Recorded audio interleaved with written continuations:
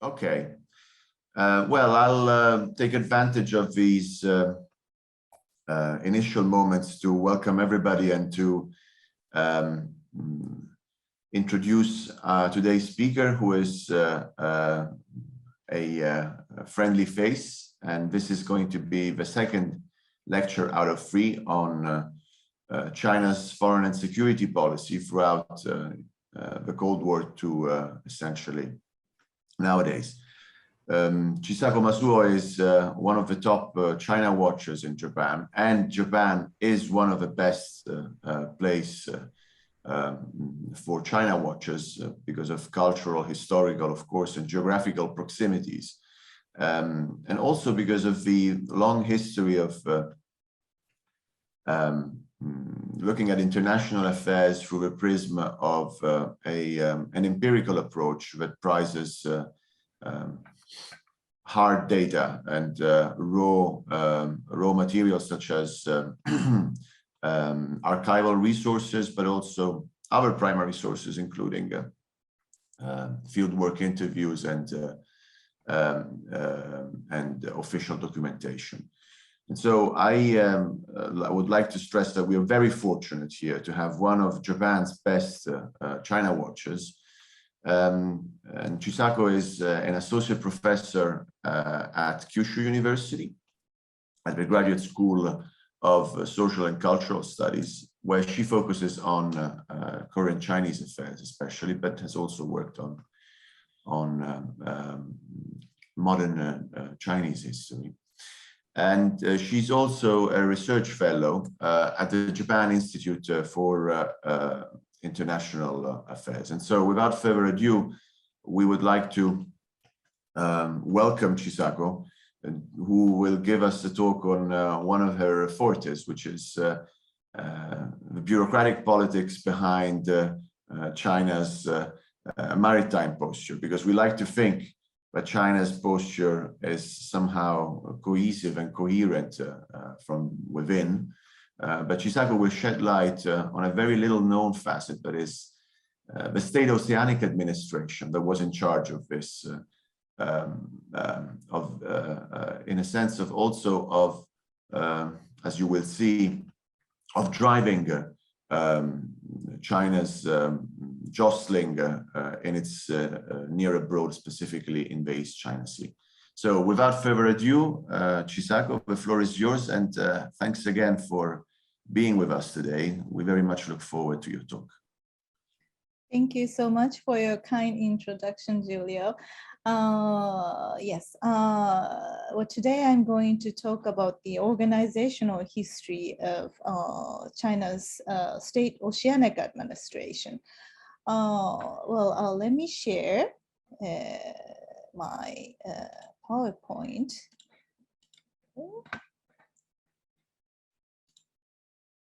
Can you see it? Yes. Yes. Great. Yes. Thank you. Okay, so I will start. So today's my talk is composed by 5 sections, as illustrated here. So first, I would like to ask you if you agree to the statements below. Do you think Chinese are smart? I think if you ask the same question in Japan, almost everybody thinks, everybody will agree to this statement. Another one, Chinese are rational people who act for expanding their interests. Do you also agree to this? In general, yeah, yes, right? I hope you say yes. Absolutely. Okay, so if so, then why do we see these? Recently, China seems to be provoking the world all the time. And is it rational for China? From the perspective of foreign countries, it doesn't seem to be very rational. China's famous wolf warrior diplomacy angered many people in the world. And in that sense, China has lost confidence in many countries. And nowadays, people discuss, not only Japanese and Americans, but also Europeans also discuss how to prevent China to expand its influence, because it seems to be too dangerous, right?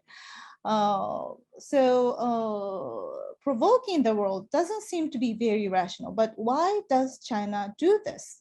So that's my question. So can we understand the rationality of Chinese foreign policy from the perspective of domestic politics? This is the question I would like to raise, because in many cases, sometimes from the perspective of foreign countries, it's very difficult to understand why Chinese people carry its for external relations in that way. But maybe if we turn our sights and if we see the same question from the from the eyes of domestic politics, maybe it's very rational for the Chinese. And to answer this question, I would like to turn on our sights to China's maritime relations. First, well, we know that the people discuss that the Chinese maritime activities are becoming very aggressive and more critical to the international society. But why did the maritime affairs regarding China become so big like it is today? And if you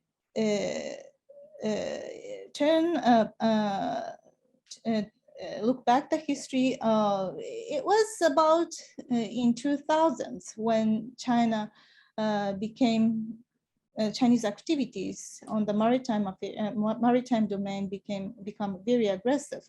So why and how did China turn so aggressive in its maritime policy after the mid 2000s, when its new diplomacy, new cooperative diplomacy was so successful and popular among the others? Actually, at that time, many Southeast Asian countries, ASEAN countries, were very happy about China's very cooperative posture, diplomatic posture toward them. And at that time, in early 2000s, they believed that China will take a very moderate policy toward South China Sea issues. But from the mid 2000s or in the latter half of the 2000s, Chinese behaviors changed very much. So today I would like to focus on these questions to answer the number one questions. How can we understand the rationality of Chinese foreign policy from the perspective of its domestic politics? So my methodology, well, I will decipher China's maritime policy, I would like to focus on the State Oceanic Administration that existed in China between 1964 to 2018. So I think well, the implementation of Chinese diplomacy can be broken down into minor actors other than the leaders. I think it is very important important way for us to understand the realities of Chinese domestic politics with regards to the foreign policy. And for this research, I basically used documents because I wasn't really able to conduct interviews to important Chinese cadres. Well, I started this research in about probably about 10 years ago. And by that time, Japan and China had very big maritime disputes already. And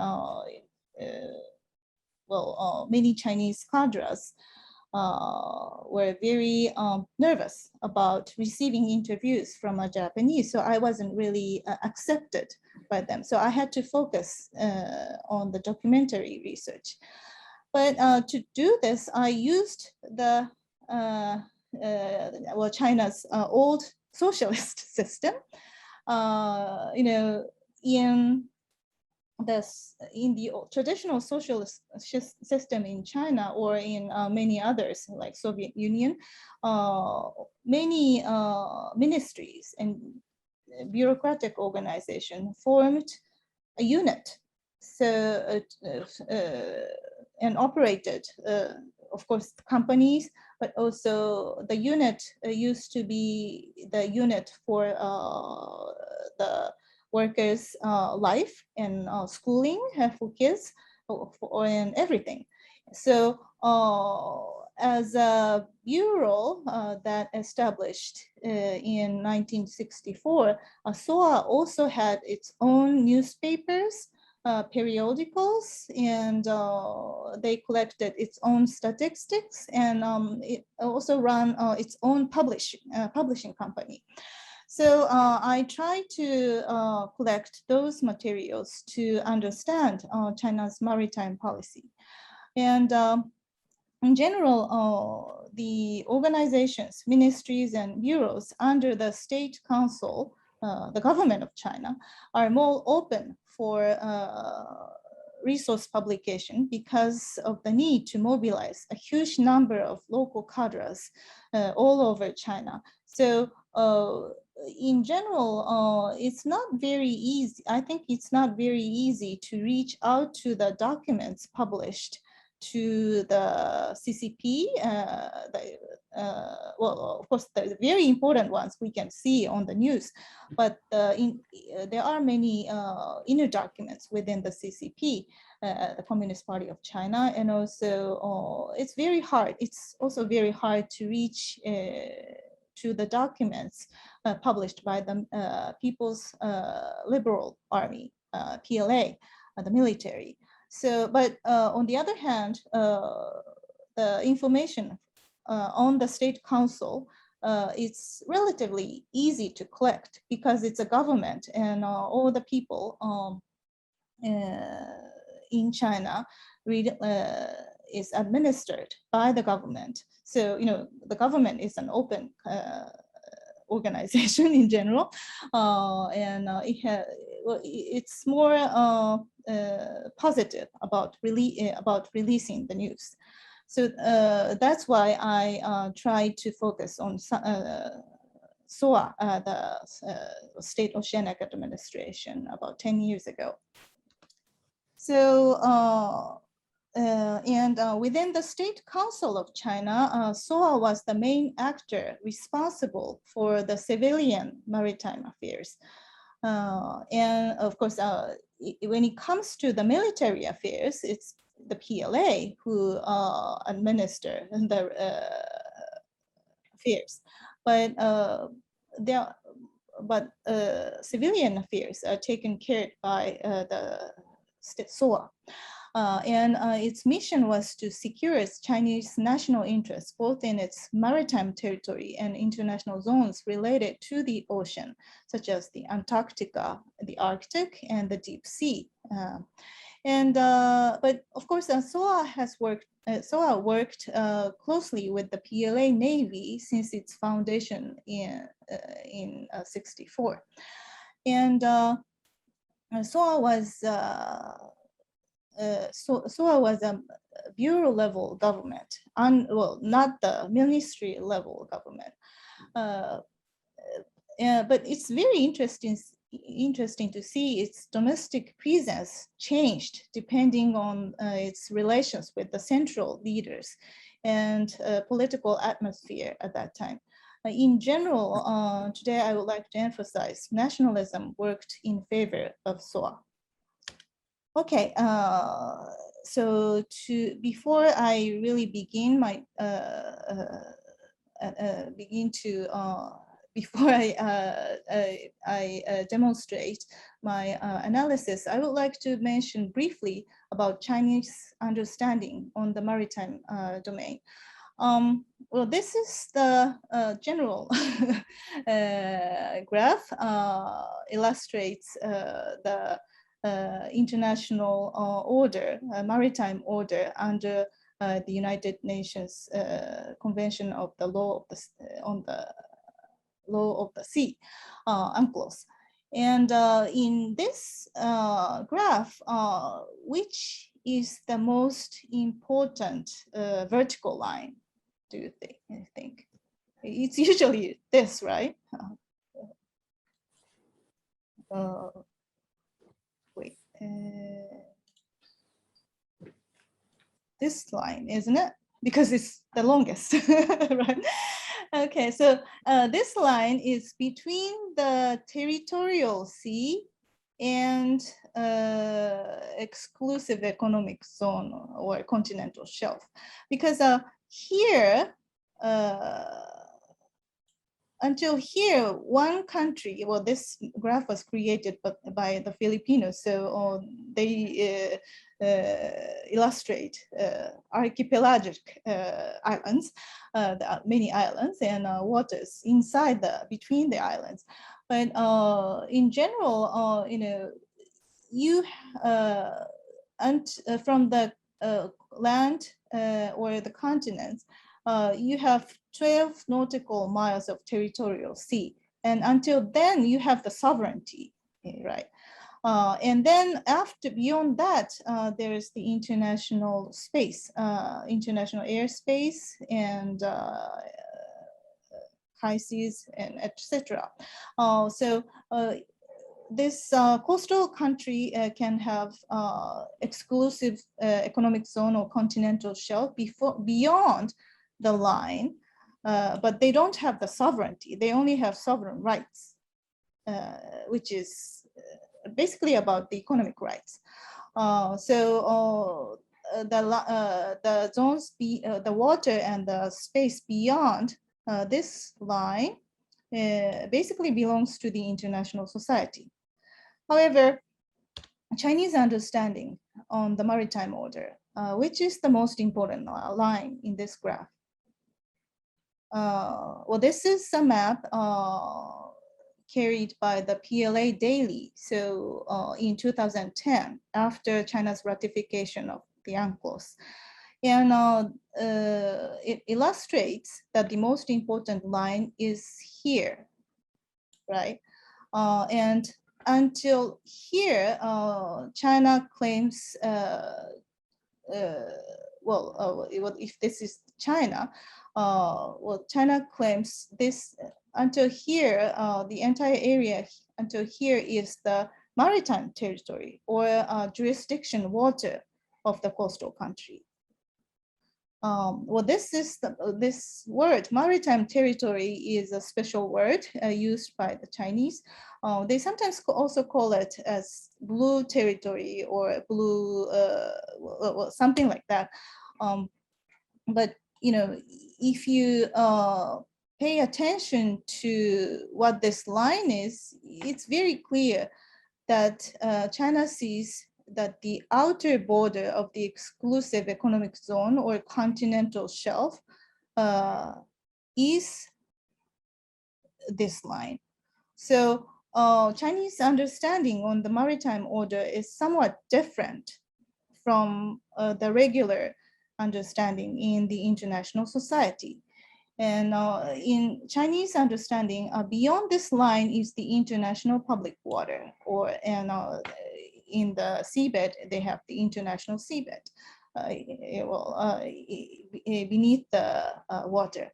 So SOA is the organization who kind of created this type of understanding by making the domestic interpretation of the international law. Based on that, where China claims to be the jurisdiction water of China. China claims that the Taiwan is a part of China. So, but until where belongs to, until which water belongs to China is something China has never claimed. So I didn't really depict the line around here, but in general, you can see that this is the very famous 9-dash line in the South China Sea. And in East China Sea, these are the Ryukyu Islands, Okinawan Islands. And up until very close to the Ryukyu Islands, China claims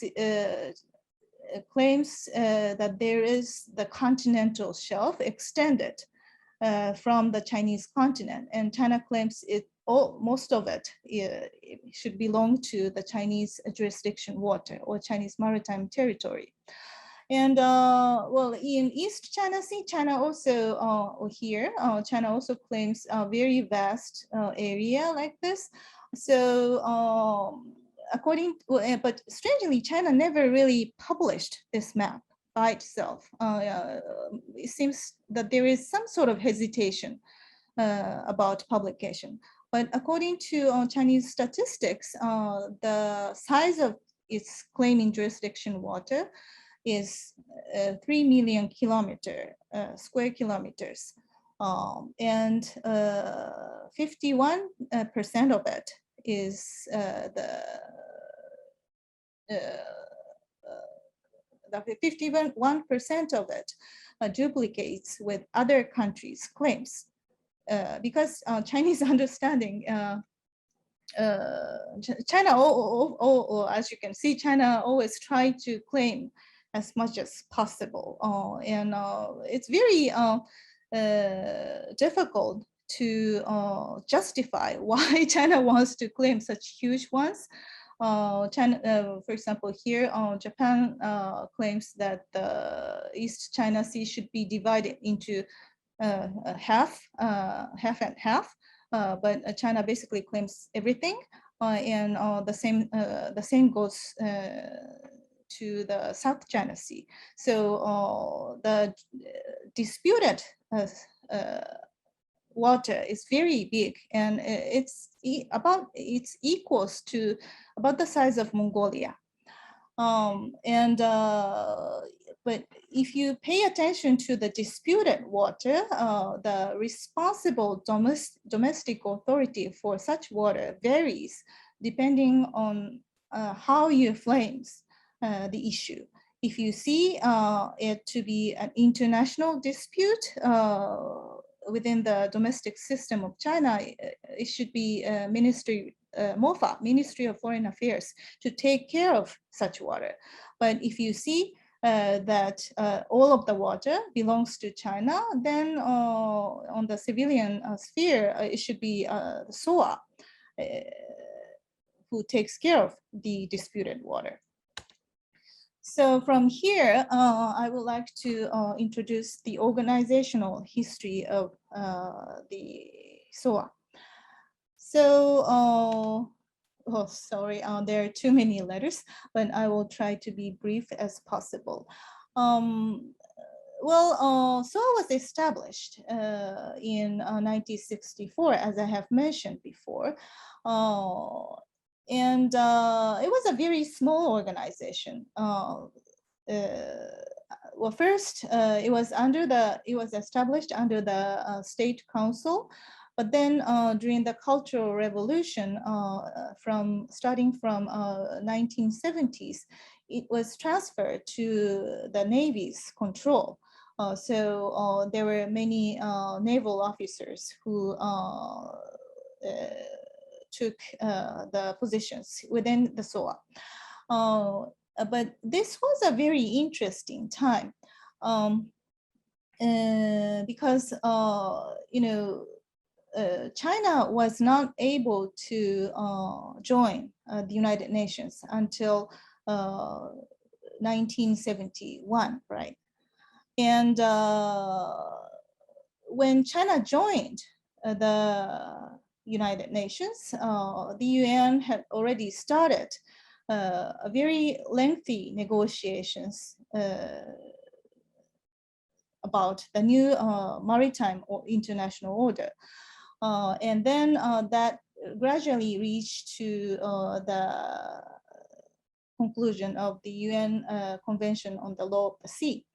But because China joined the United Nations only in 1971, China joined the discussion from the middle. So it wasn't really the full participants in that sense.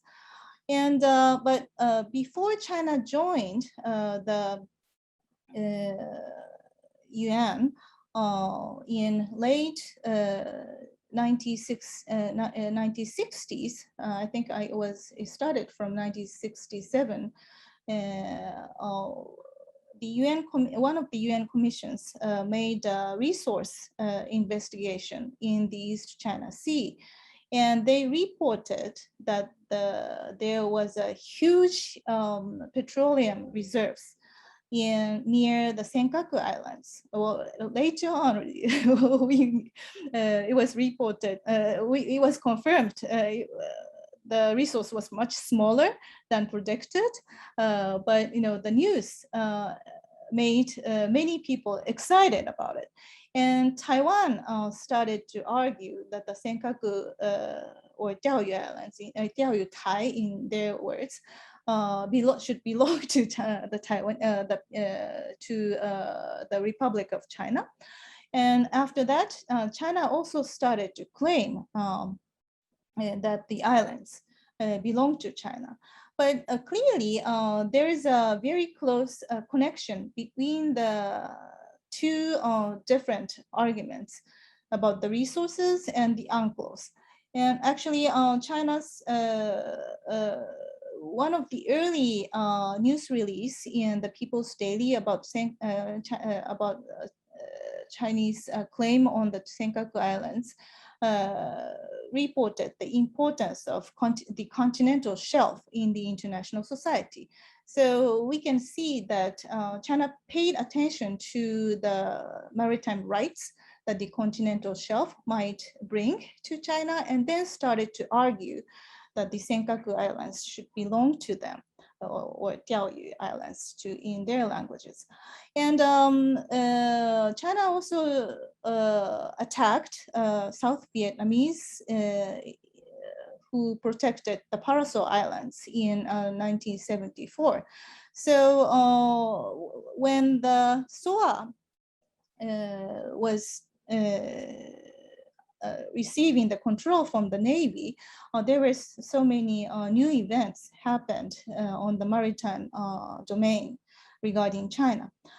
But when it came to 1980, SOA was returned to the direction of the State Council. And then SOA was requested to basically contribute to the Chinese new economic development. One of the first jobs they had to do under the State Council was to improve China's environmental policies because there were new maritime pollutions happening in the Bohai, in the northern part of China. So until in 1980s and early half of 1990, SOA was a very small and small organization that never really caught attention of any Chinese. And SOA was also very quiet about the sovereignty claim over the Senkaku Diaoyu Islands at that time. It seems like I think they received some sort of direction from the central leadership, because they kept mentioning that China should obtain the entire continental shelf in East China Sea, and never mentioned that the Senkaku Islands belong to them. But clearly, Senkaku Diaoyu Islands locate on the China's claiming continental shelf. So there's a very close relations, but it seems like they were prohibited to make strong claim about it during those days. But SOA maintained a strong resolve to protect China's maritime interests in the changing international environment. UNCLOS was ratified, was signed in 1982, I think, and it waited for the moment for the ratification. But the new the international society was paying more attention to the maritime interests that might bring, that might be very important for each country. And during 80s, China took over six main features in Spratly Islands, and in 92 legislated the law of the territorial sea that claims the Senkaku Islands are the under China's sovereignty for the first time in the law, and of course some Spratlys and many islands in the South China Sea. So that was the big. That was how SOA's new job started during those days. And the situation changed a little bit in 1996 when China ratified the UNCLOS finally. In the same year, South Korea and Japan also ratified. So all of a sudden, in East Asia, all the big countries started to follow the UNCLOS. So this really changed the international situations in the region. From those days, from 90s, it was clear that SOA all of a sudden started to carry various scientific researches in the East China Sea. And in 96, it formatted very important documents, China's maritime agenda in the 21st century. And within that document, it illustrated its mission to be the territorialization of its jurisdiction water and China and securitization of China's interests in the international water.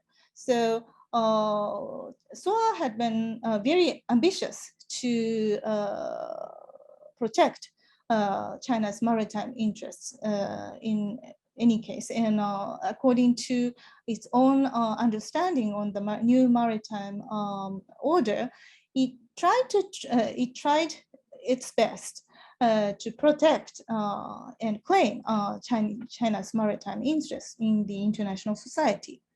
However, during those days, SOA's activities were not respected within the central leadership. So, for example, SOA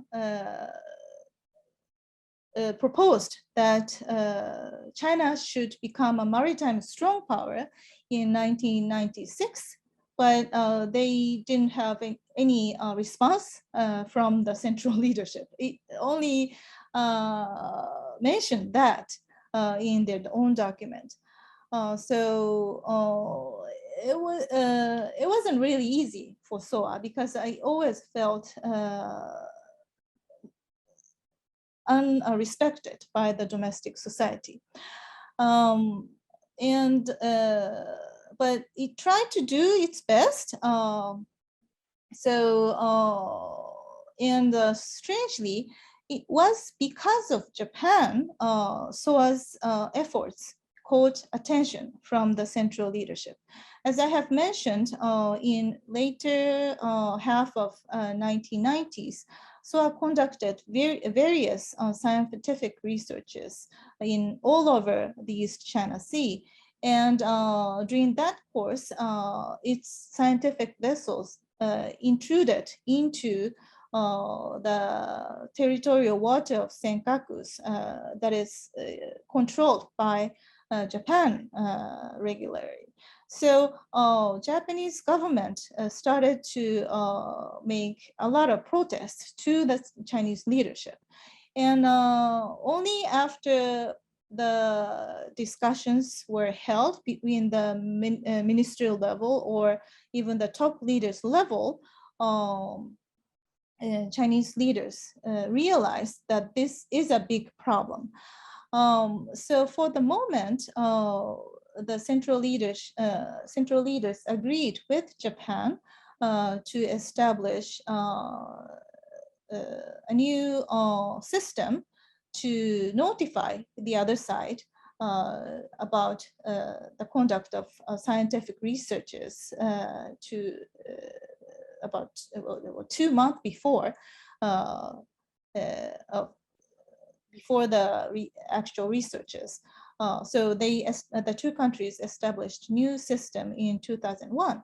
And then it seems like the central leaders stopped SOA to conduct frequent researches because SOA actually decreased the number of those researches dramatically. However, of course, the SOA wasn't very happy about it because it always believed it's their job, mission to protect China's full sovereignty over the East Asia or the jurisdiction water of China. So, but SOA's ambition was not fully recognized by the central government during those periods. And then there happened tailwind of anti-Japanese nationalism for SOA. So in 2001, in December, there was a interesting accident happened between actually among Japan, North Korea, and China.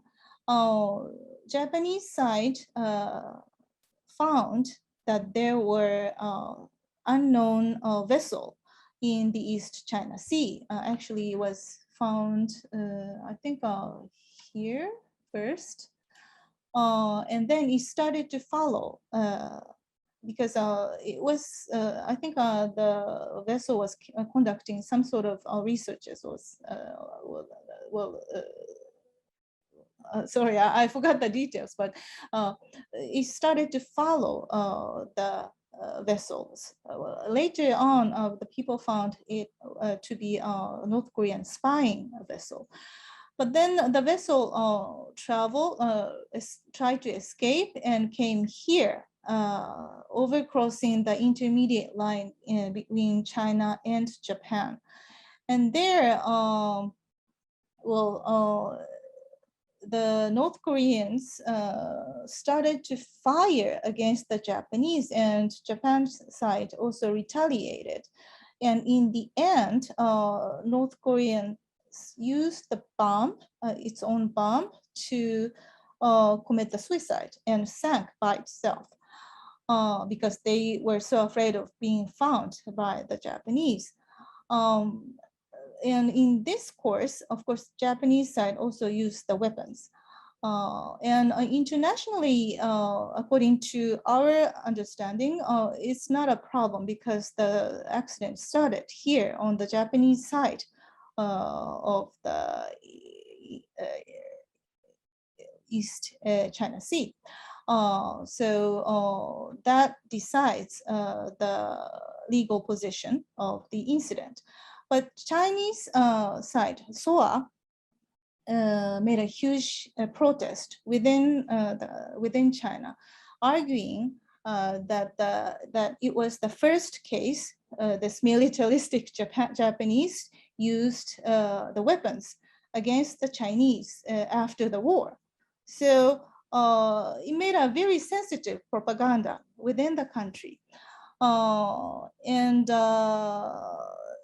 and using this accident, it obtained the agreement from the central leadership to start the new activities for rights and called Rights and Interest Protection against foreign vessels in 2003. So since then, it started to follow many Japanese American vessels in the East China Sea because it regards most of the area should belong to the Chinese jurisdiction water. And this tailwind kept blowing for the SOA. As you may know, Prime Minister Koizumi kept visiting Yasukuni Shrine during that period from 2001 to 2006.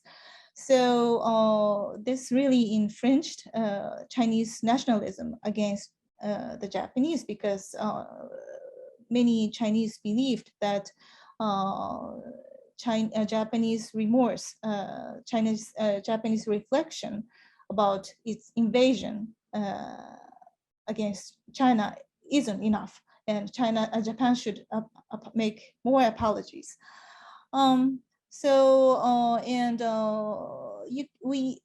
This anti-Japanese nationalism reached one upheaval in 2005 when Japan applied to become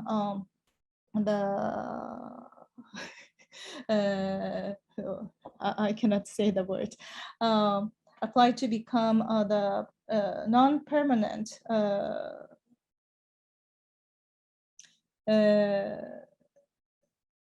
what is it? Julio, what was it? The 日本語で何て言いますか? 非常任理事国, the Oh, UN. but Japan became a non-permanent member of the United Nations Security Council. I see. Yeah, that's right. That's right. Thank you very much.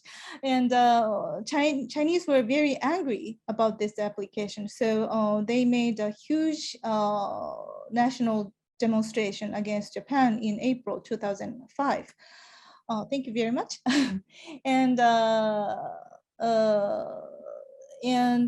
this created huge pressure on the Hu Jintao administration in China. Hu Jintao was believed to be too weak to all the issues. And people were very unhappy about him.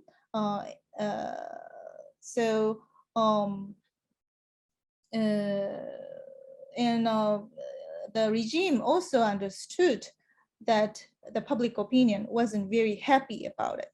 So they also had to do something to show the public that China is strong enough to stand against the Japanese. And this was when SOA expanded as a big organization. Can I interrupt you a second? I should correct myself. In 2004 and 5, Japan was trying to become a permanent member of the United Nations Security Council. Okay. Was unsuccessful because China wasn't happy, and China has the veto power. So Italy as well. Yeah. So of course it went unsuccessful, but it was when we saw a huge anti-Japan demonstration throughout China for the first time, and so I used this new mode in China. It appealed the central leadership that they should have a stronger policy against Japan. So the central leadership agreed upon the installation of the Chinese Coast Guard's regular patrol system in the disputed waters in the East China Sea in 2006.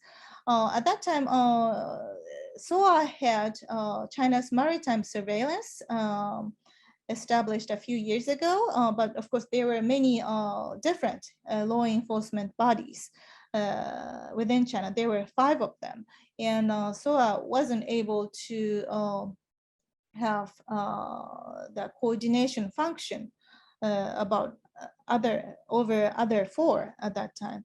But still, the central leadership agreed to establish a new system in the East China Sea. which enables the Chinese Coast Guard to have regular patrols in East China Sea. It doesn't say, I think it doesn't really say about Diaoyu Islands or anything like that, but this was agreed by the central leaders. So, but for one domestic agency applying one policy only to one part of the Chinese water doesn't seem to be enough. So if the system was first created in the East China Sea, but then within 1 or 2 years, China started to apply the same system to other seas, like South China Sea and also Yellow Seas. So the neighboring countries became very surprised. It was probably very shocking for many southeastern neighbors first, because at that time Chinese Coast Guard was still very small. So China actually used the force first to Vietnamese and Filipino vessels. The first targets were fishing vessels. So China started, the SOA or its Coast Guard started to have very aggressive behaviors in 2007 and later expanded in 2009. Well, until then, the South China Sea was very peaceful in some sense, but this peace ended because of this. And then the Chinese Coast Guard made the first intrusion into the territorial water of Senkaku, Diaoyu Islands in December 2008. Well, I was able to interview the captain who actually conducted the first intrusion. And he mentioned that, well, he tried to avoid the topic. He mentioned clearly that the Ministry of Foreign Affairs, of course, didn't know it, didn't know about their behaviors, activity. And when I asked if the central leaders knew it, he repeatedly mentioned that they have agreed upon the regular patrolling system in 2007, meaning that he didn't get the authority from the central leaders on the actual conduct taken on that day. And actually, it's very irrational for the Chinese to have this behavior at that time, because it was in December 8, the first intrusion was made. But then only after 5 days, the first China-Japan South Korean summit was going to be held in Fukuoka. So that was a big diplomatic event. And there was no reason for the Chinese to carry this activity on that day. By the way, this is a day of Pearl Harbor, so I don't know if the captain had thought about it, but he clearly mentioned that he didn't pay attention to the trilateral summit. So, then we saw this maritime tension reached its peak between 2010 to 2012. I don't think I have time to explain of this. And I'm pretty sure that many people still remember those events. And at the end, from the summit to dissolution, this is when the SOA was going to get dissolved in 2012. I don't think I have time to explain this island protection law that legislated in No, you do, 2009. Chisako. You have 10 Do more I? minutes if you want. Yeah, sure. Absolutely, because Okay. we will end in 40 minutes from now. So I'm sure that you'll have sufficient time. Thank you. Okay, so briefly, during Hu Jintao period, SOA was very happy toward the end because it could realize what they always wanted to do before. So in 2009, this island protection law was legislated. The works actually started in 2006 and was completed in 2009. It established new Chinese domestic system to administer the islands China believes to be under the sovereignty.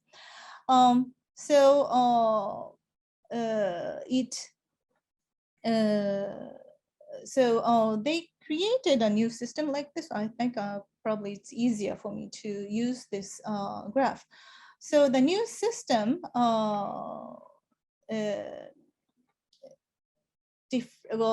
categorized Chinese claiming islands like this. So if this island is habited, then it belongs to the administration of provincial local governments. And if the islands are inhabited, but usually very close to the continent and have been used, convenient for use for any particular purposes, regular purposes, those islands are categorized as islands for regular usage. So these are administered by the local governments. But if islands do not belong to those categories, then they're called as islands for special usage. There are three categories under this. One is territorial baseline islands. If the islands can be have the baselines to claim China's maritime water, jurisdiction water, then they receive very special treatments. Those are managed by the central and the local governments altogether. And there are islands, oceanic nature preservation islands that have special values to protect the natural environment. So, and those are also managed by the local, central and local governments altogether. But there is another category that do not belong to the control of the provincial governments at all. They are islands for defense usage. And the law doesn't mention it, but they are supposedly managed by the PLA. So this is the new system created under the island protection law. And SOA contributed a lot for the legislation. But the law also enabled SOA to run the new island protection program as a national action plan. This island protection programs were established under the new law. And the first program was targeted at 2011 and 2020 ended the last year. And then it regarded that the Chinese protection of the islands are not enough, and that this situation invites serious danger in the national defense. So clearly it wants to do something new under it. And this document has a publicized version and unpublicized version. So I cannot read the entire document, but it was clear that China was targeting to have new infrastructure establishment in the South China Sea. For example, Paracel Islands are claimed to be intermediate port.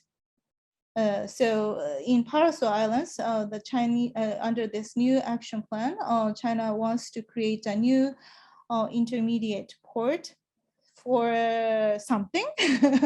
And we know that Hainan Islands are now becoming a huge free trade zone under Xi Jinping administration.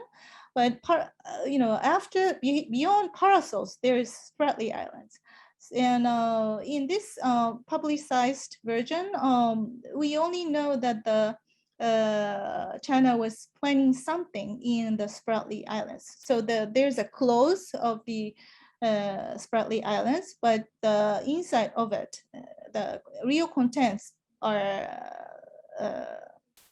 blackened.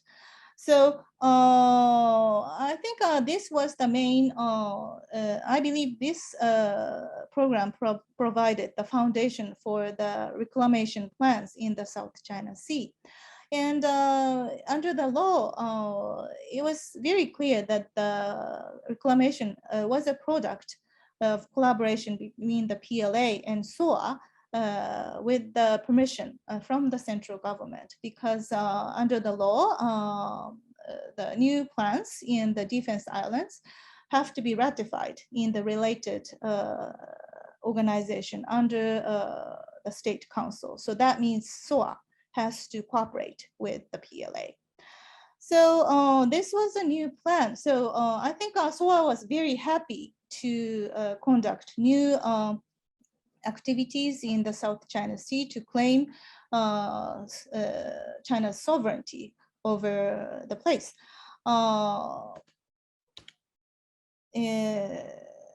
But it was probably the peak of its power.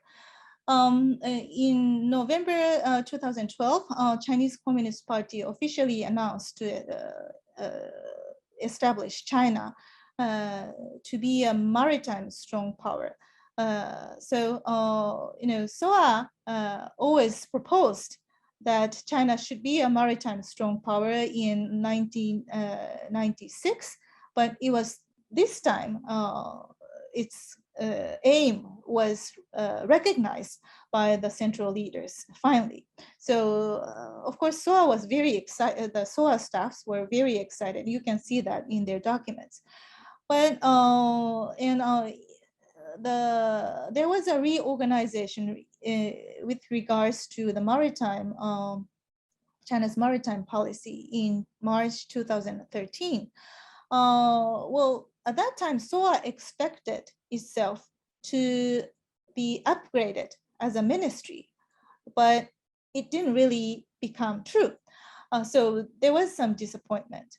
And also their Coast Guard, which had already caught huge attention from the Chinese domestic public, had finally became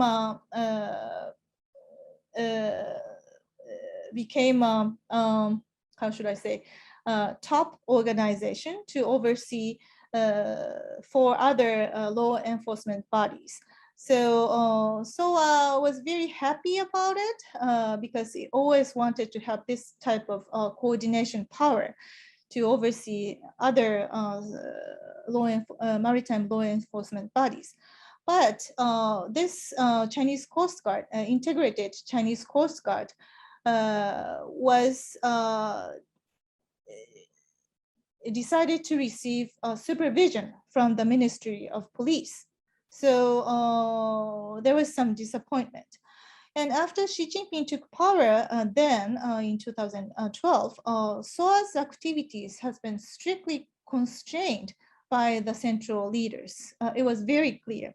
So in the documents in 2012, they were so excited, and they SOA documents proposed that they will maintain, they will have stronger maritime policies, and SOA will be the big organization in the new dream. But then in 2013, SOA documents started to argue that they have to follow the instructions from the central leaders. So there is a clear change of mood in China, and the former the SOA director Liu Zikui, who appears in this picture, moved to Hainan province in 2015. I think he kept working for the development of the Sansha city that oversees Parasol and Spratly Islands in collaboration with the PLA. And strangely, the new director, the first director of the big Coast Guard, which was created in 2013, Meng Hongwei became the Interpol president in 2006. So he left China then. Strange, right? And but then he disappeared from many people's sights. And then in 2018, he was found and arrested in China for taking bribes. So there was some sort of controversy in that level. We don't know for sure, but there was something going on about the Chinese new Coast Guard. And SOA's struggle under Xi Jinping. So clearly, after 2013, SOA lost its way to consolidate its power over the Chinese jurisdiction water. And it tried to win the initiative over the Arctic sea route and competed against the foreign ministry again. And for example, in 2017, it announced the vision for the maritime cooperation in the Belt and Road Initiative and proposed the Arctic Silk Road. But after a half year, the Minister of Foreign Affairs also released a new white paper on the Arctic. So clearly, the two organizations were competing against each other over the new initiatives of the new issue. And in 2018, in March, SOAS and other organizations reorganization was announced. So finally, the central leaders decided to move the Chinese Coast Guard under the direction of the armed force, commanded solely by the Central Military Commission.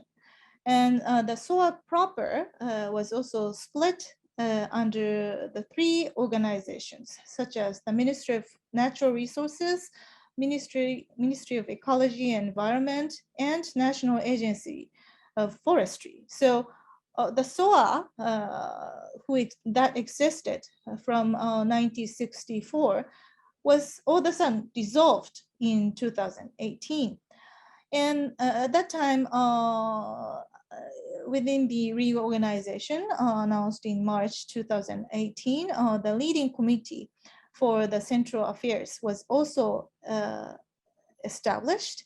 And at that time, the Maritime Committee SOA had close relations, was dissolved. And the new leading committee extended the central chain of command to the provincial level all over China. So Xi Jinping strongly requested the entire China to act in unified and consolidated manner. He didn't like to see any organization under him, like SOA, including SOA, to act by its own decisions. So conclusion, as we have seen, SOA's domestic power struggle was one of the key factors that invited China's maritime tensions with its neighbors in 2000s. And it was in SOA's interest that Chinese maritime disputes to get expanded. SOA developed its power by utilizing and inflaming the anti-Japanese nationalism in China to appeal to the central leaders. So from here, we can also claim that Chinese bureaucracy is given a great deal of authority and liberty over its own scope of work in regular circumstances. In this picture, different authorities may compete each other to win the attention from the central leadership. They may use different resources in that course. However, once the central leadership decides to take care of the issue by itself, the power of lower organization gets shrunk immediately. They have no rights to say no to the central leaders. So I think those were my findings in this research. Thank you so much. And these are references. I will stop sharing the PowerPoint. Thank you, Chisa. This was very comprehensive, and we are fortunate to have a question already, which you can also read, and I will also intervene. I'm very interested in what it has been an excellent historical panoramic on the bureaucratic politics of the State Oceanic Administration and its relationship with central power. So we go back to what you said last month, that Xi Jinping is indeed a particularly important leader in reorganizing also institutions and reasserting the power of central authority within China. So we have a question from Christian Santos Rasmussen. Do you believe that the misuse of UNCLOS, and he is specific in talking about lawfare. I imagine that by lawfare he refers to Chinese domestic laws that have an effect internationally. So this is part and parcel of hybrid warfare. So for all speakers that are tuning in and who are not aware of what lawfare is, it's also part of China's so-called free warfares, including psychological and media public opinion warfare. Lawfare refers to domestic legislation, such as the new legislation for the Coast Guard that allows the militarization of the Coast Guard ships to assert Chinese interests. And this has effects essentially internationally to deter or coerce others. So to go back to the question, do you believe that the misuse of UNCLOS or lawfare will be a sustainable long-term strategy for China's regional ambitions? How does this affect other obligations that China makes in the region? How does this affect also China's attempts at expanding its sphere of influence in the region? So how can you reconcile essentially? And we go back to one of your earlier slides, you know, after you asked the question, Chisa, on China's rationality. He's essentially asking the same question. How do you reconcile this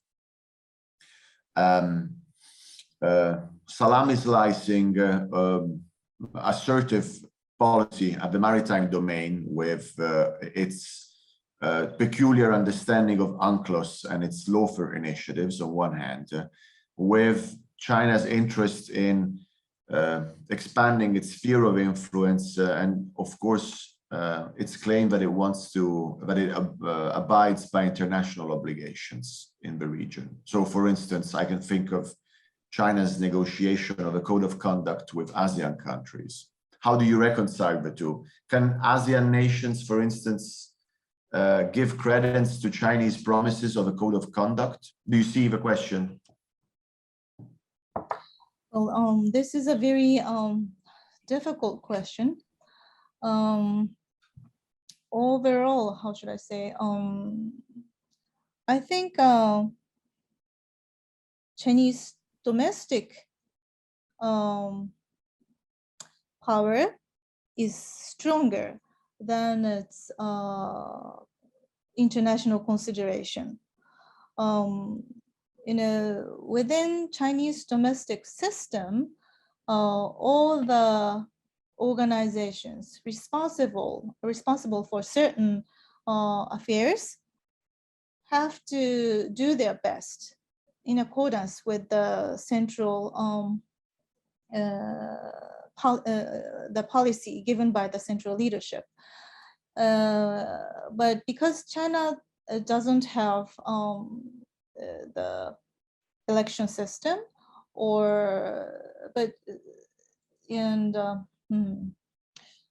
central leaders, the Communist Party of China has to demonstrate itself always right, and it has no tolerance about the criticism from anybody, not only from the domestic audiences, but also from the international society.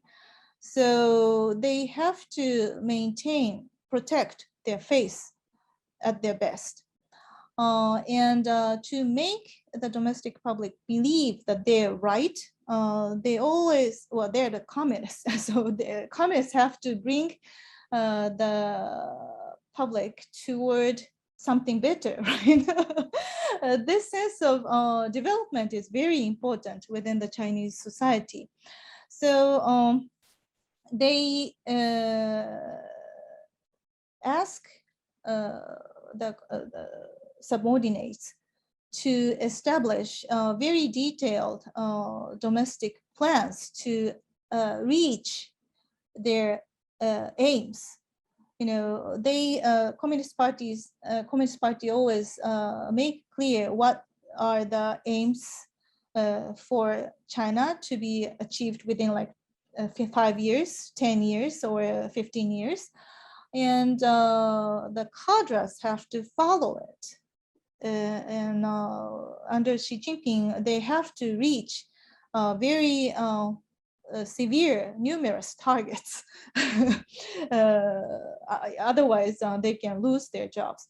So in this framework, once the Chinese Communist Party have mentioned that they are all China's maritime territory, there is no chance for the chance for making the chance to change their claim is very limited. It's not 0%, but the chance is very small because it can hurt the domestic reputation of the Communist Party. So they usually do not change their aim. And in this picture, all the Chinese actors have to act to maximize China's national interests. So it'll be very difficult for the Chinese actors to cooperate with the international society without the central leaders' admission or permission. And for the maritime issues, I think it has been very difficult for the central leaders to modify their claims. When Filipino made a protest, made the claim to the PCA, the Permanent Court of Permanent Court of Arbitration. China made clear that the international society was wrong. So under this picture, they have to keep saying that China is always right in the international law. And if the international society can make can claim that China was wrong, then the international law itself is wrong. And China has been very unsatisfied, quite unsatisfied about the UNCLOS anyway, because it recognized it didn't, it wasn't able to join the debate fully, not from the beginning. So I think that's the huge pressure China is creating among its neighbors. And I think, well, in East Asia, neighbors are more becoming accommodating to the Chinese claim. But this is a strange phenomenon happening in the East Asia, I think. But not Japan, but many other countries in East Asia are having relatively similar claims about with China about their maritime claims. Like some countries claim that they can conduct military, what is it? They can claim that the EEZ should belong to their sovereignty, and they can claim they can have many different activities not authorized by the UNCLOS. So I think the Chinese power is creating some sort of different sphere, legal sphere in the international law, and I'm very interested what will happen in the long run. So to actually address a specific point you just raised, my understanding is that China is against the standard interpretation of UNCLOS and presents this continental shelf view. Also, and especially because it does not want, and it doesn't want to allow military ships, specifically American military ships, in its near abroad to perform reconnaissance, surveillance, and intelligence gathering operations. Is this correct? And as a follow-up to that, it's very much connected to your last point. The states that are somehow reinterpreting UNCLOS along these lines, are you referring to Southeast Asian states? And so they are also concerned about military activities in their EEZs. Is that essentially the driver? And which states are you talking about? I'm curious because I had no idea. Thank you. And then we have another question and a follow-up question. Okay, thank you very much. I forgot the details. I have read some, I have heard some presentations made by Ishii Yurika in Japan. She has been a very, she's an expert in the international law, and she has been checking the domestic laws established by many Southeastern countries. And she has found many countries such as Vietnam, Thai, and Malaysia are all claiming that they can have, a little bit different understanding from our different activities understood in our under the UNCLOS.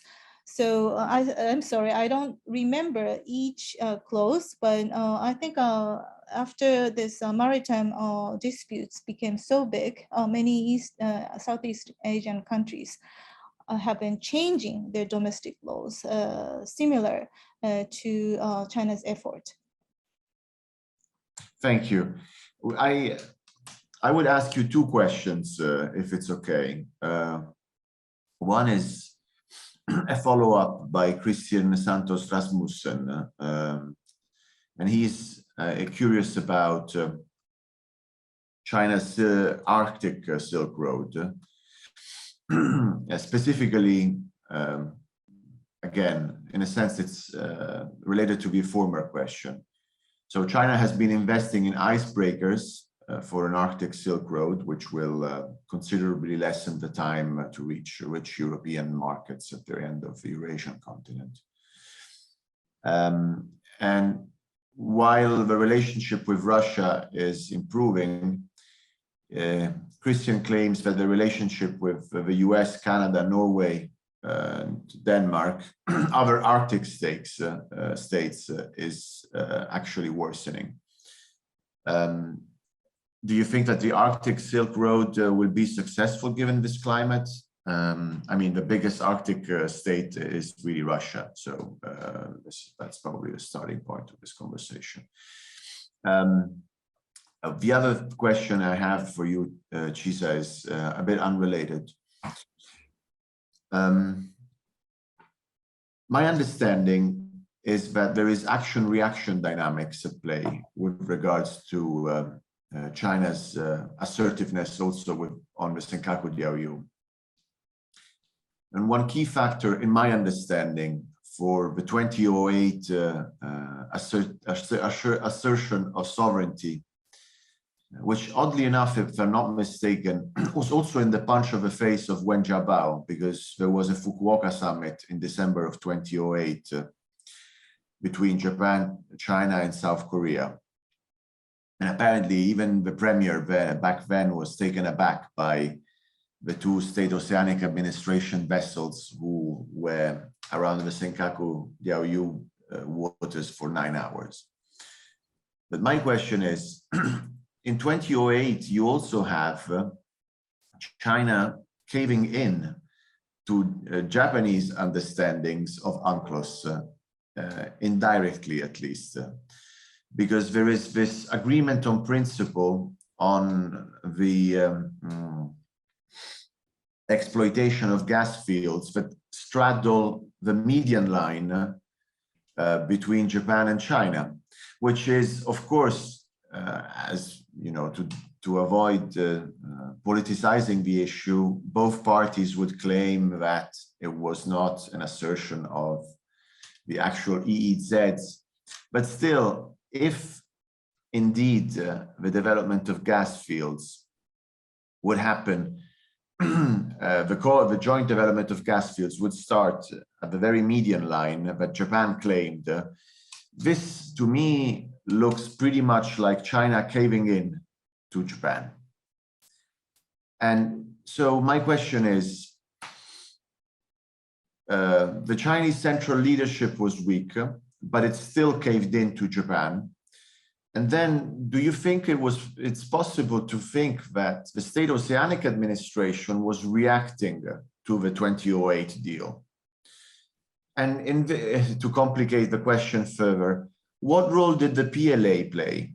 Because it's my understanding is that Hu Jintao was also quite kind of lame duck vis-a-vis the PLA. And so was there cooperation between the PLA and the State Oceanic Administration at one point, because they understood Hu Jintao as too weak and too accommodative towards Japan? So I'm sorry, Christian, we will take your question later if we have time, because we have another question and I wouldn't want to complicate things further. Thank you. Thank you very much. So I will answer Christian's second question first. Regarding the Arctic Ocean, I had been very interested in this question too. So I think we have a lot of common interests. Actually, SOA was making a lot of efforts to have to enhance cooperation with the Nordic countries for many years. They dispatched many scientific visits to those countries, and many of they have agreed upon cooperation with them. So China was very happy that Greenland, Norway, if I remember correctly, agreed to establish scientific research base in their territory. However, yeah, as you have mentioned, the new change of mode had happened. So in this new picture, I think, of course, Russia can be a very important partner for China. Actually, regarding the Arctic Silk Road, I had been very interested in this topic. And in 2 years ago, I carried out small interviews on this theme to Chinese experts. Interestingly, when I asked this question, what they are preparing to establish this Arctic Silk Road to Chinese economic experts, they answered nothing. So on the, well, China claims that it wants to establish economic Silk Road in the Arctic, but clearly domestic actors are not moving at all. In terms of domestic economic experts are not moving at all. They say if the central leaders decide, then we can cooperate. But it's very strange, isn't it? So I think China's attention to this Arctic Silk Road is mainly because of the security, not the real, business affairs. Of course, if the ice in the Arctic melts down, then there's a potential, a very big potential in the business route in the Arctic. So it can bring something new. But China is, I think China is more interested in the Arctic because of the security, based on the consideration in the security realm. So in the new international environment, I think China is turning more to the Russians. In the SOA's last document, first and last document about the Arctic Silk Road, it proposed that it should achieve surveillance, monitoring and surveillance capability using Beito satellite system. And we know that the Beito and Russian GLONASS cooperation, the cooperation between the two have been already achieved. We don't know how much they cooperate, how much they make their information open to each other, but clearly the cooperation has already been started. So I think in the new international environment, China tries to improve its relations with the Russians. And as I understand, until a few years ago, Russians were not fully happy about this because they also had some concerns about China. However, within the last few years, I think they've decided to move forward with China because the international environment for Russians are not very favorable either. So I expect this cooperation will enhanced within a few years. Okay, so our next is Julio's question. Yeah, the action-reaction mechanism you have raised is very interesting. Yeah, I also share the same impression with you. I think SOAS conduct first patrolling activity into the territorial water of Senkakus might be the reaction to the 2008 joint exploration plan agreement reached by Japan and China. Of course, I didn't asked this question to the captain, Yu Zhirong, who conducted the activity. I now think I should have, but I forgot to do this somehow because I wanted to check if he had obtained the permission from the central leaders. I forgot to do it, but I know that he was a retired PLA officer, naval officer. So clearly he maintains very close relationship with the Navy. And rumors say that it was actually the PLA who tried to protect him after this activity, because this happened so sudden and the central leaders were very unhappy about it. The timing was totally wrong. But it was the PLA who supported him, saying that this is a right activity to claim China's sovereignty over the Diaoyu Islands. So yeah, that's the information I have so far. Fantastic, very, very interesting. So I can I ask you if you have like 7 more minutes for a last question, Chisa? Of course, sure, yeah? Thank you. The last question veers on the probabilistic or, you know, possibly what some could say conspirational.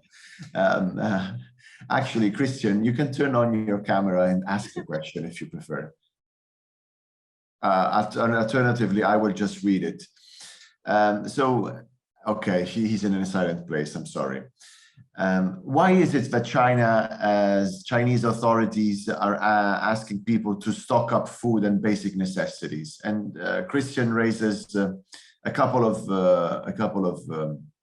of theories. One is a COVID spike, and the other is tensions over Taiwan, which I don't think this is related to that.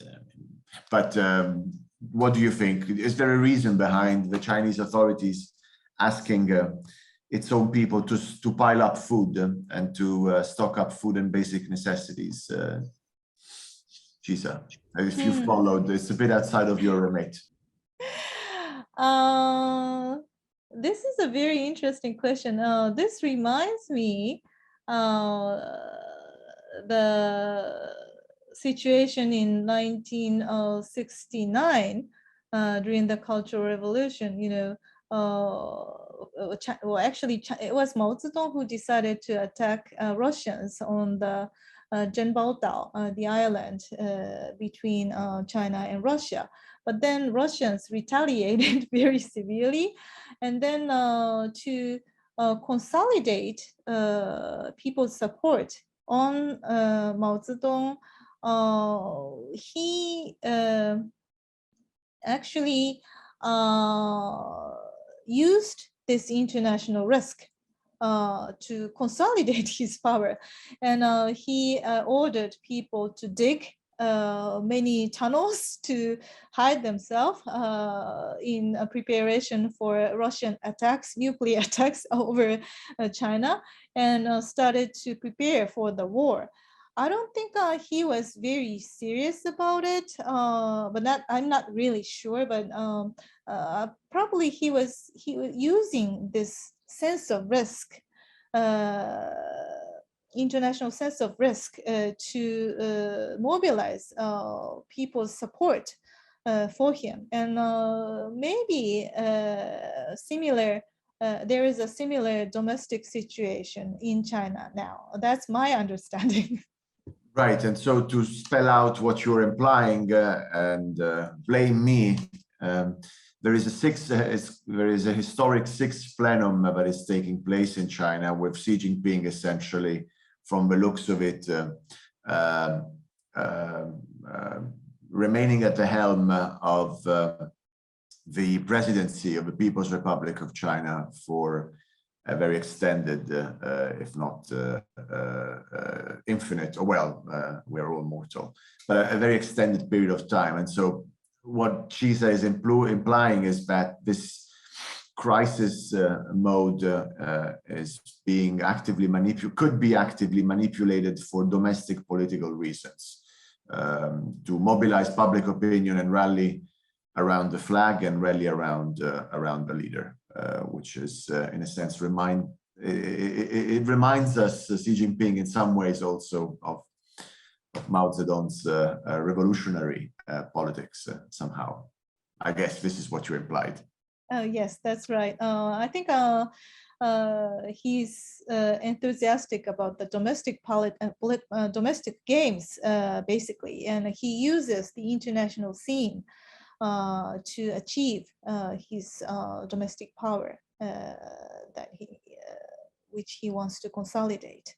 But that also gives a lot of influence to the international society with the action-reaction mechanism.